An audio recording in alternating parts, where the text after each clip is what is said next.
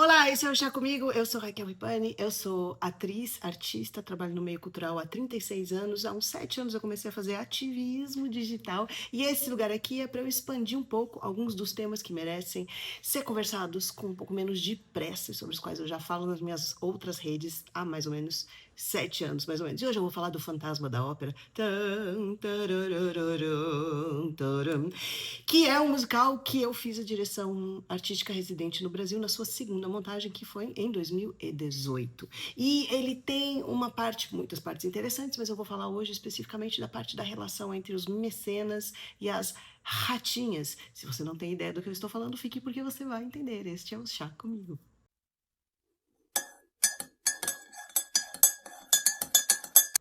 Bom, O Fantasma da Ópera é um musical do Andrew Lloyd Webber escrito a partir de um livro do Gaston Leroux, que, de fato, fala sobre o fantasma da ópera, unindo vários mitos urbanos da época sobre a construção do Opéra de Paris. O Opéra de Paris era o teatro municipal deles, e é um lugar cheio de enorme, vários andares, e inclusive um subterrâneo, onde realmente tem lá um tanque de água e talvez entradas, inclusive, para os esgotos de Paris, que também são muito famosos no Les Misérables. Se vocês quiserem, eu posso falar sobre os outros musicais onde eu trabalhei, através dessa perspectiva que eu trago aqui, que sempre acaba falando um pouco sobre justiça de gênero. Mas o Fantasma da Ópera conta a história da Christine e do Raul e do Fantasmão.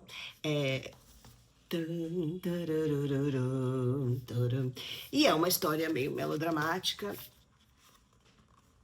e bastante psicanalítica, se a gente for falar sobre isso. Mas eu não vou. O meu foco hoje não vai ser esse. Eu posso falar sobre isso se você quiser, porque todos esses musicais nos quais eu trabalhei eu conheço bem profundamente e eles têm vários temas muito interessantes. Mas para mim, um fato muito interessante, falando sobre mecenas e ratinhas, falando sobre a relação de pintores especificamente com as suas musas, a gente pode falar de Degas. Degas é um pintor que pintou bastante os bastidores do Opéra de Paris. Ele pintava em muitas pinturas, que a gente pode ver algumas aqui, os ensaios das bailarinas dentro do Opéra. E se você notar, muitas vezes nessas pinturas, além do ensaiador e das bailarinas, moças muito novas, você tem vários homens nos cantos das pinturas, sentados assistindo esses ensaios. Você já notou isso? Tá vendo? Esses homens são patronos das bailarinas. Então, uma grande inspiração para esse meu vídeo de hoje, porque eu gosto muito de falar a partir do ponto da cultura, é uma animação francesa chamada Louise. Escreve Loise. E essa animação ela é bem crua ao retratar a realidade de muitas meninas adolescentes à época, lá dentro do Opéra de Paris. Então, a nossa protagonista do Fantasma da Ópera, que é a Christine, ela é uma ratinha.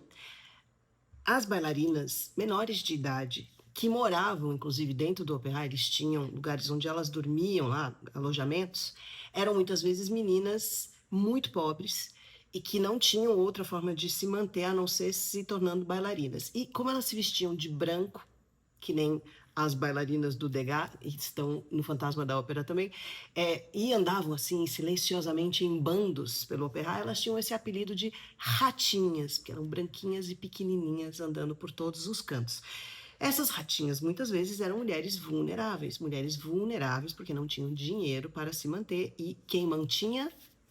Pois é, os patronos. Patronos como no Fantasma da Ópera poderia ser o Raul. Só que no caso, o Raul, nosso herói romântico, ele conhecia Christine desde quando ela era pequena, antes dela perder o pai e se tornar uma menina em situação de rua, que precisava de um lugar onde morar e acabou estando dentro do Opéra, trabalhando como bailarina.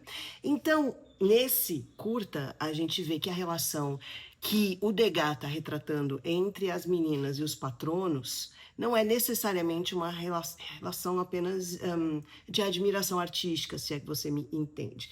Era uma relação, muitas vezes, permeada por abusos, inclusive sexuais. Essas meninas, muitas vezes, tinham que servir sexualmente aos patronos para terem o que comer, muitas vezes para conseguirem trabalhar, para poderem estar lá dentro do opéra, e não tem nada de bonito a respeito disso. Então é interessante a gente olhar o Degas, o pintor, através desse prisma hoje, porque a gente tende a ver tudo aquilo com uma certa, né, os impressionistas, uma coisa bonita, uma coisa de idealismo das imagens, mas na verdade não era muito assim na realidade. Se você for olhar, ele também, possivelmente, era alguém que estava se aproveitando dessas crianças. Para falar disso, eu vou falar sobre um caso específico. E a gente pode continuar vendo imagens das pinturas dele, se vocês quiserem, mas agora a primeira que eu vou comentar que é importante é a Pequena Bailarina, de idade 15 anos, que foi feita em 1878 até 1881 e teve uma resposta muito escandalosa. Se você vê a imagem dela, essa é a única escultura que o Degas apresentou. E a sociedade parisiense, quando ele a apresentou, reagiu com escandalizado, assim, falando, gente, que horror.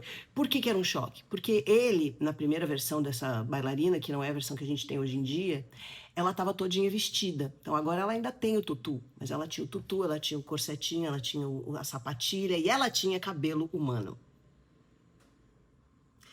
Pois é, ela foi exposta na sexta exibição expressionista de Paris e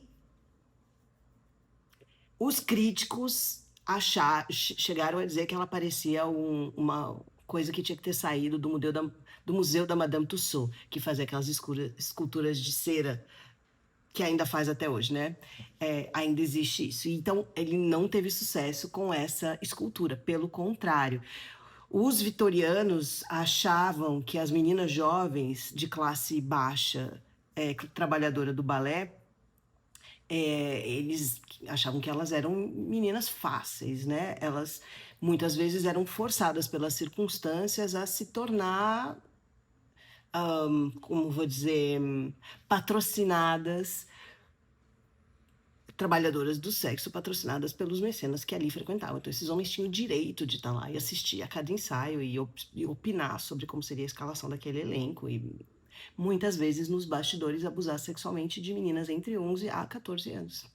Então, olha que interessante, quando a gente está olhando essas imagens, quando a gente está olhando essas pinturas lindíssimas, a gente também, de uma certa maneira, está romantizando algo que não era nada romântico. A época não era romântico, era sobrevivência.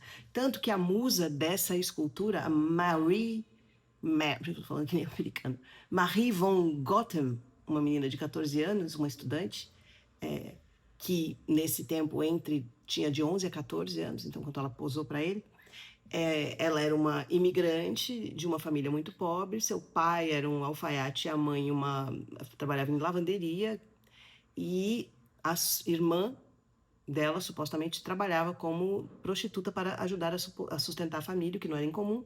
E depois de posar para o Degas, a vida dela acabou, porque ela foi o centro desse escândalo. Então, aos 14 anos, ela foi demitida do balé por causa do escândalo ou por estar perdendo ensaios, porque ela começou a ser chamada por outros homens e a beber, a se desviar do que ela deveria estar fazendo, digamos ali, e acabou sendo engolida pelo mundo da pobreza e predatório da Paris do século XIX. Quer dizer, além de tudo, o nosso amigo Degas acabou com a vida da menina. E a gente não pode dizer que os pintores dessa época, ou pouco posteriores dessa época, eram todos fofinhos quando a gente fala sobre arte, né? Porque aqui eu estou falando do Degas e ele participando, assistindo e naturalizando esse relacionamento entre os patronos e as ratinhas como algo natural.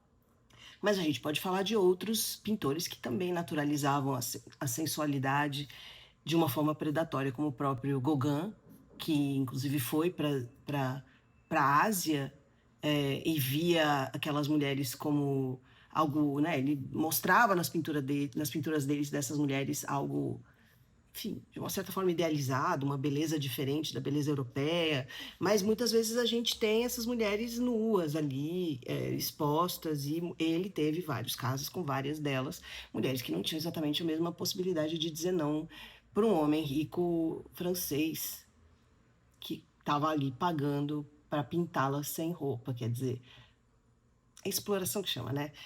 Interessante a gente pensar nisso, porque a gente pensando no Fantasma da Ópera não pensa que essas meninas que estavam ali, essas correndo para lá e para cá, lindinhas, de tutu, na verdade eram crianças abusadas e que o sistema viabilizava que homens adultos, idosos, muitas vezes tivessem acesso para fazer o que quisessem, dispor delas da forma que pudesse.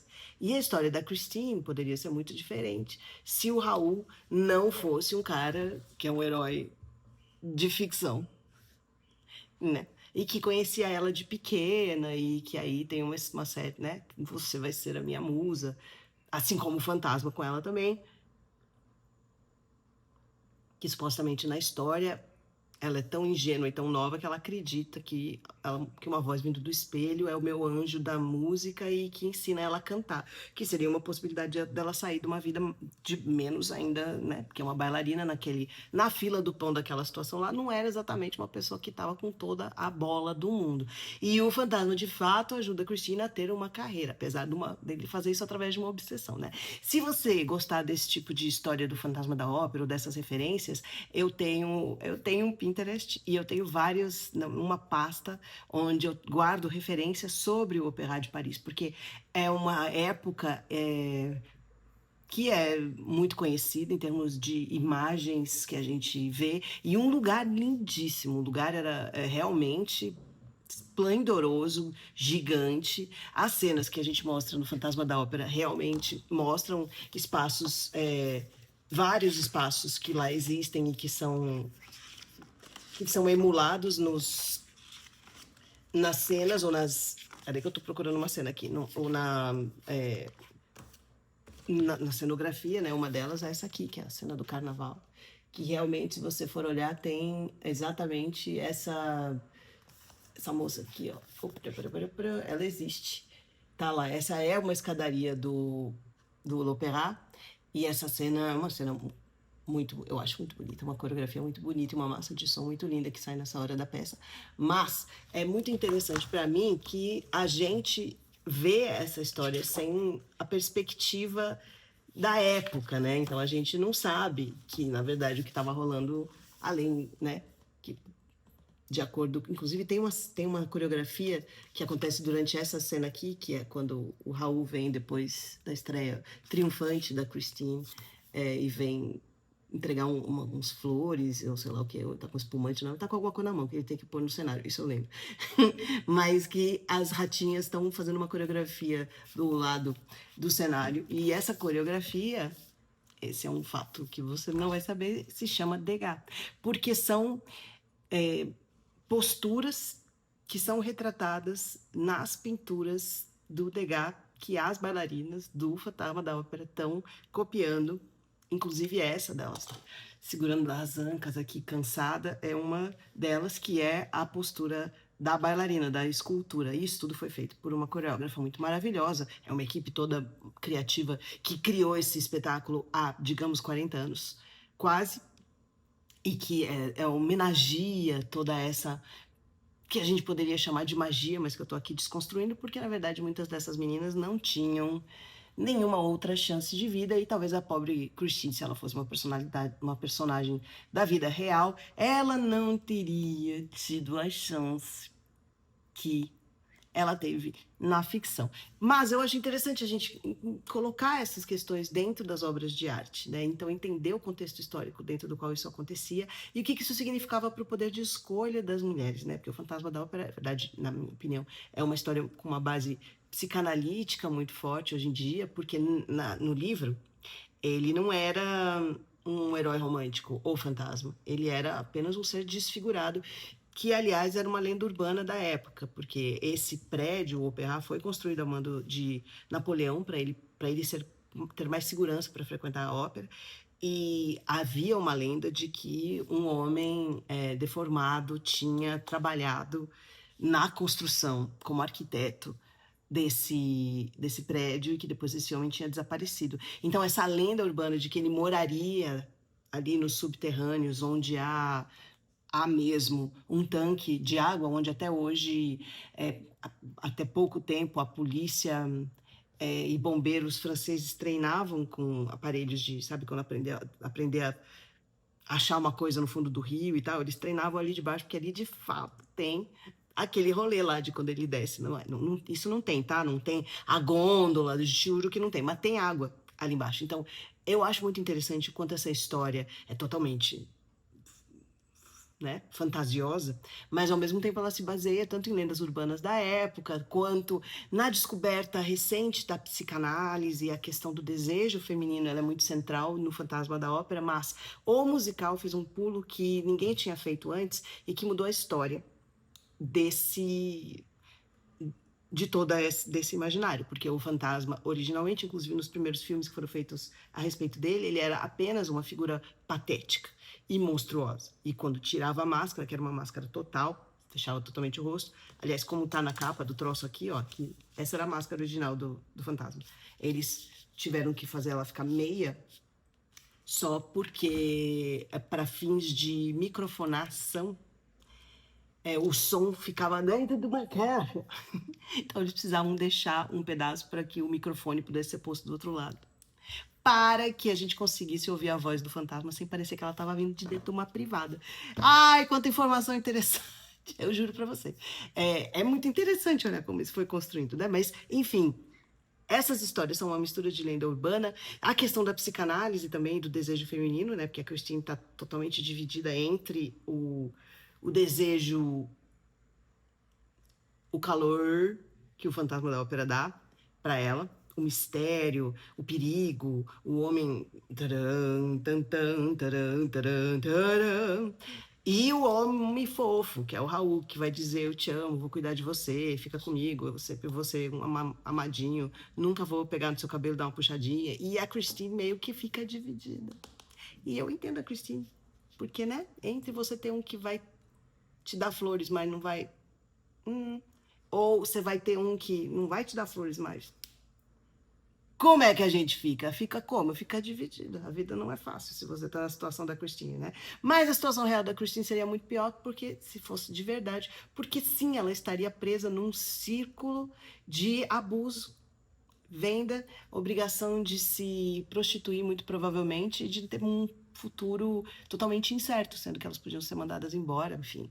A criança ou menina adolescente disponível, infelizmente, naquela época para ser abusada por mecenas ricos não faltavam. E isso era uma realidade que aquela sociedade conhecia bem e contra a qual não parecia, pelo menos de acordo com o Degas e os outros pintores, que eles estavam lutando para mudar necessariamente. Outros pintores dessa época retratavam inclusive o Moulin Rouge, esses espaços, como você deve ter visto o filme também, né? Então tem outros pintores que estavam retratando outras partes da boemia de Paris, que não necessariamente estavam fazendo isso de forma abusiva, né?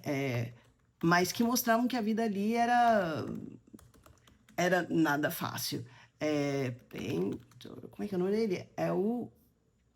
Assim, Toulouse-Lautrec, que é feito no filme pelo John Leguizamo no Moulin Rouge, que é muito bom, e ele realmente era um cara de uma estatura super baixa, e ele mostrava nas pinturas dele, que também são impressionistas, e que, aliás, é um dos meus movimentos preferidos de artes plásticas, ele mostrava o outro lado, né? Então, ele mostrava essas mulheres dançando cancan, que era uma dança profundamente obscena, porque se você não entendeu, elas levantarem a saia, provavelmente elas não estavam vestindo nada por baixo. Então a dança era tipo... Então por isso que ela acontecia dentro de um prostíbulo, que era o Moulin Rouge, um deles, mas o Moulin Rouge existiu.